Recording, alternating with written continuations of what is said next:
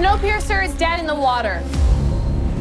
You will comply with Mr. Wilford's demand, or we will disconnect and leave you here to flounder. I want my train back, Melanie. She's not mine to surrender. Then whose is she?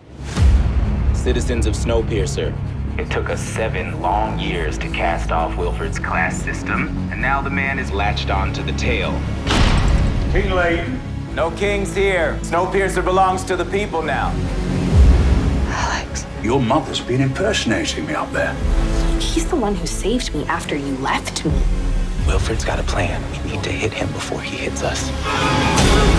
Snowpiercer breached the door. I can't disconnect. We're stuck together. The tail is not the tail anymore. It's a border. 7 years we've been trying to get out of this place, and now it's finally worth something. How's your train, Layton? Passengers are starting to show cracks. Old divides run deep. Mr. Wilford doesn't just want control of his train. He wants control of all of you, body and soul. What's that look like to you? Wilford was dead, and now he's resurrected. It's a powerful narrative.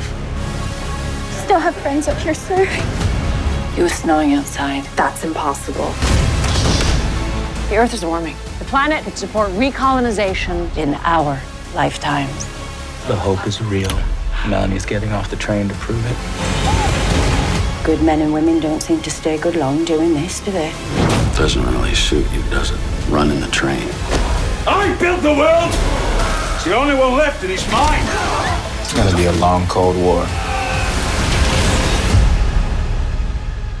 There's only one conductor of the orchestra.